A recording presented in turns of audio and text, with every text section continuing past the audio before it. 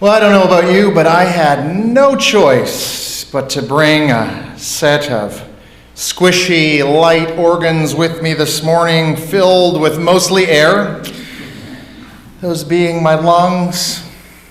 We humans are largely made up of air. With every breath we take, components of air are drawn in and released back into the atmosphere. They travel throughout our body, interacting with every cell.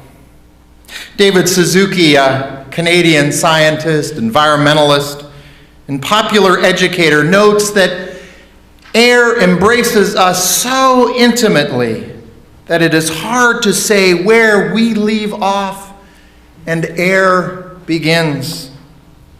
He suggests that if you are air and I am air, then I am you and you are me. When I was a substitute teacher, and that was something that I did before feeling that call to ministry, my philosophy of substitute teaching was to keep the students on their toes so that they didn't keep me on mine.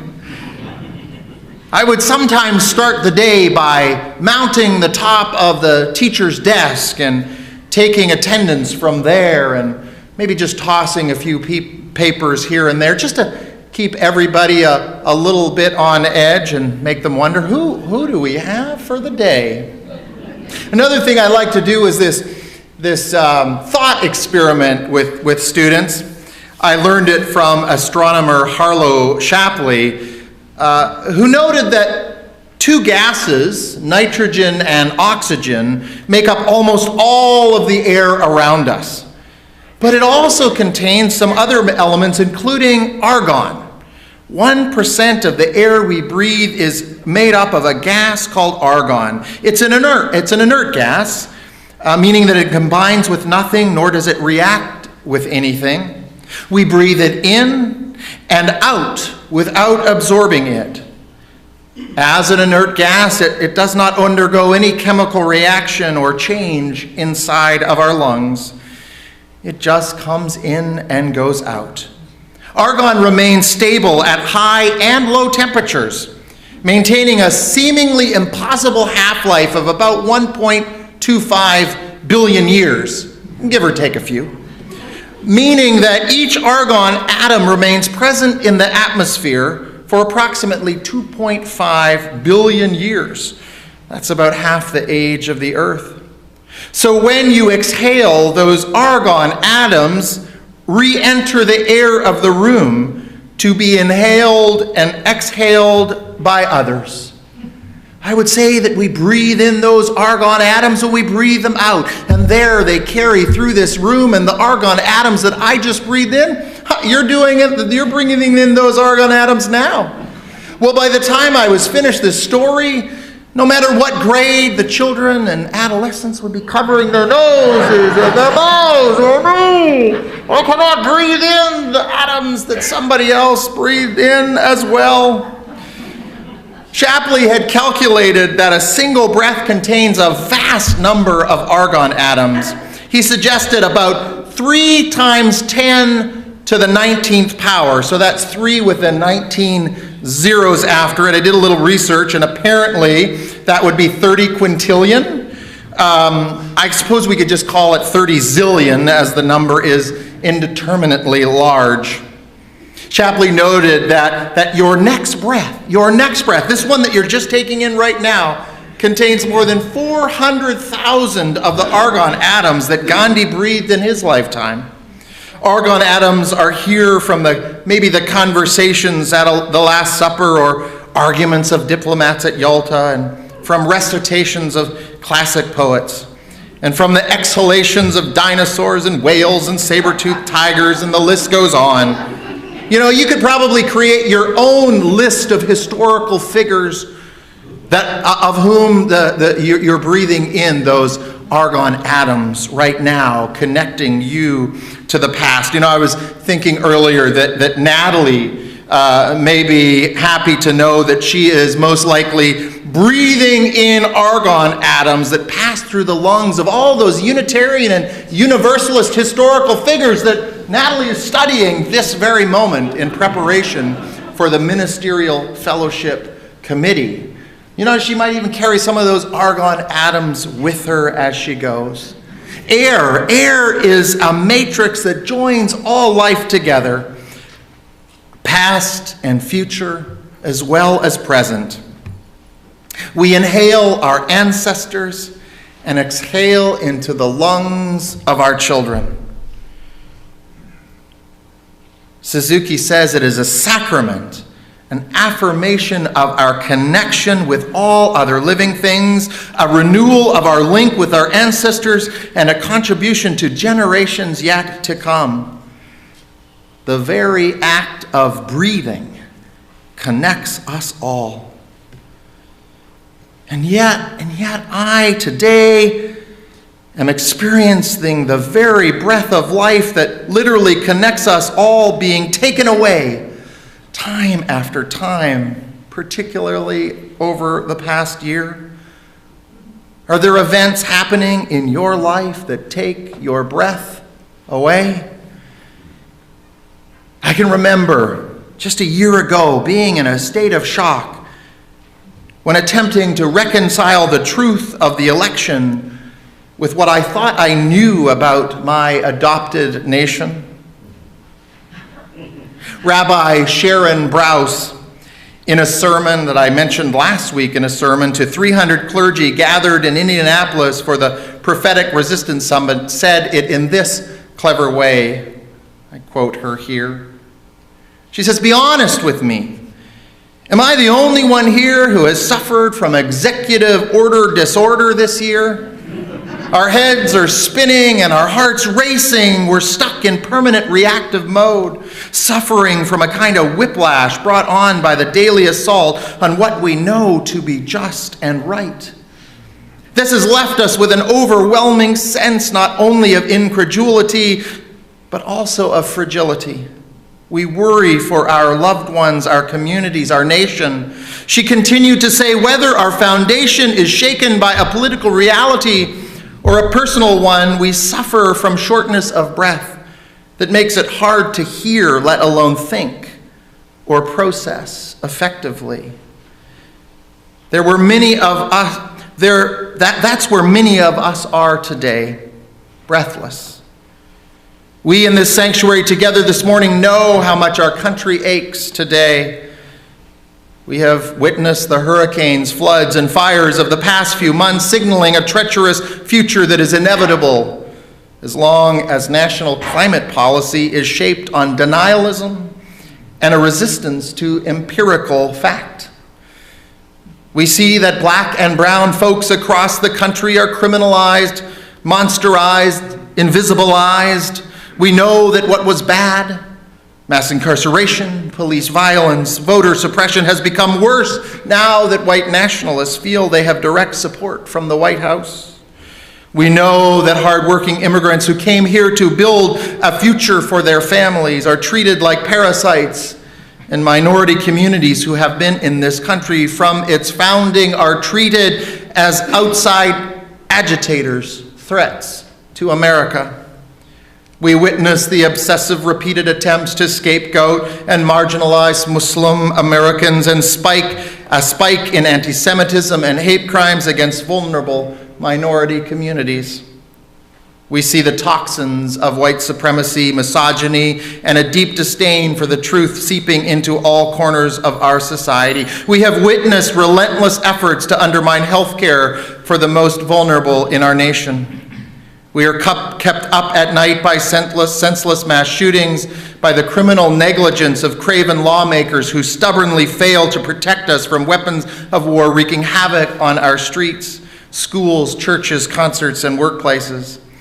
We are sickened by predatory harassment and violence against women and girls that has become so normative in our culture that it transcends right and left and red and blue, rendering us all, women, men, LGBTQ, and non-binary folks alike unsafe, Rabbi Brous shared with us.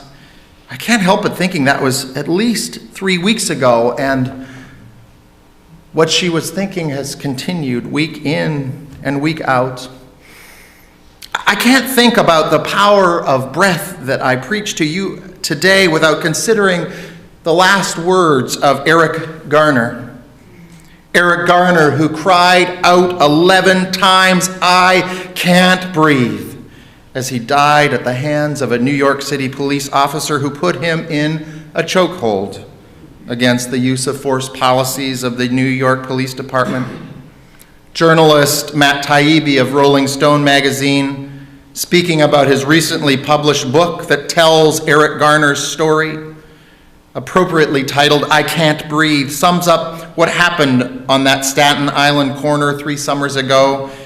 Taibbi says that Garner's death and the great distances that were traveled to protect his killer now stand as testaments to America's pathological desire to avoid equal treatment under the law for its black population. "I Can't Breathe" has become the cry of a movement to end what former federal prosecutor Paul Butler has called in his book by the same name, the chokehold. He uses chokehold as a metaphor for understanding how racial injustice and oppression works within the so-called justice system. The chokehold is the invisible fist of the law, a shapeshifter that represents racial oppression, including slavery, Jim Crow, racial profiling, and mass incarceration, and all the other ways the law works to specifically keep black men down, Matt Taibbi said in an interview. Just in exploring all this with you this morning, I feel like I should have brought my inhaler with me. Should have brought a little albuterol just to catch my breath. I feel sometimes that I should have it with me at all times, just carrying it in my pocket for all those moments where I have my phone with me and I feel that buzz in my pocket and pick it up to find a flashing alert of the latest devastating news. Some of you may have heard or read books by Naomi Klein. Naomi Klein is a Canadian journalist born of United Statesian parents, who in her most recent book that's called "No is Not Enough" suggests that this breathlessness that I talked to you about this morning, that we feel so often these days, this constant state of shock, as she describes it, is not a coincidence, but in fact by design. She says that we don't go into a state of shock when something big and bad happens. It has to be something big and bad that we do not yet understand. A state of shock is what results when a gap opens up between events and our initial ability to explain them. When we find ourselves in that position without a story, without our mooring, a great many people become vulnerable to authority figures telling us to fear one another and relinquish our rights for the greater good. Yeah, there's so much work to be done, and we all must know this. We cannot fight without our breath. So the question is for me, how do we get our breath back? When we find ourselves without a story, without our moorings, and in a state of shock between events, on our ability to understand is where I believe our religious commitments and our religious community can be the metaphorical inhaler which will help us to not only get our breath back, but also to breathe into the world that which our religious values calls it to be. I think that our faith not only calls us to tell a different story, it also provides the foundation for that story. We must cast a vision of the world that is compelling enough to compete with the one that is peddled by those who would have us in a constant state of shock.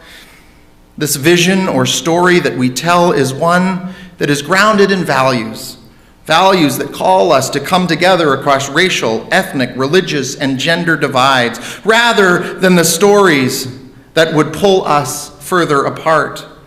This vision must offer all who are hurting, whether from lack of jobs or lack of health care, lack of peace, or lack of hope, a better life, a vision that offers a better life. I will not be able to stand before you this morning and cast a clear and concise detailing of this compelling story. Well, I don't have time, and I don't know the story, as the story is one that we will midwife together, with the leadership coming from those most brutalized by the system as it is today.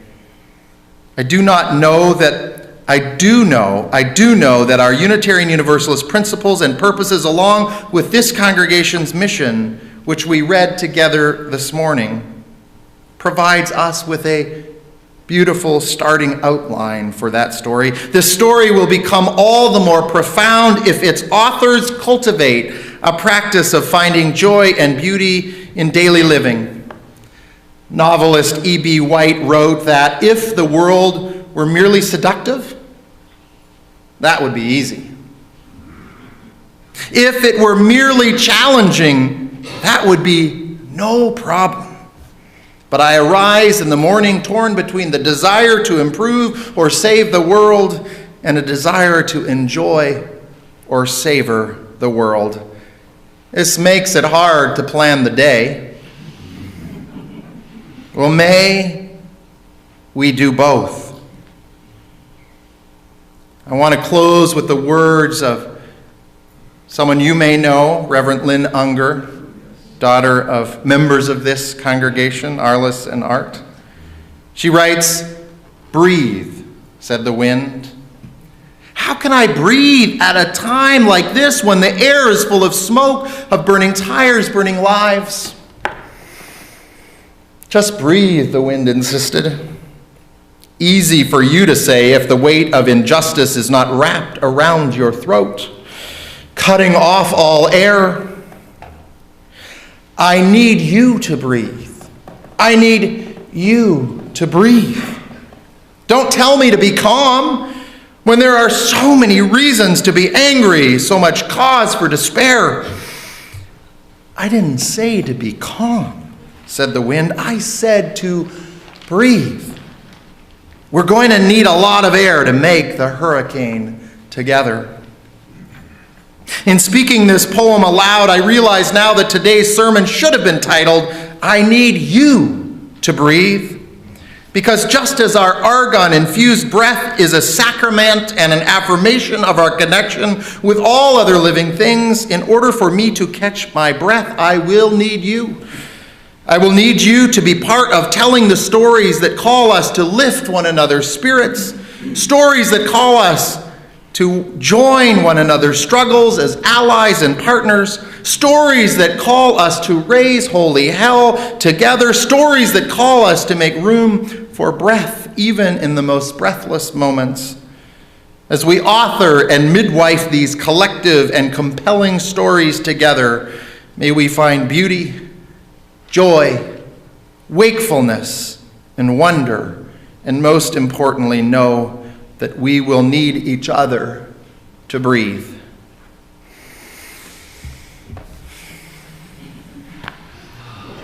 May it be so.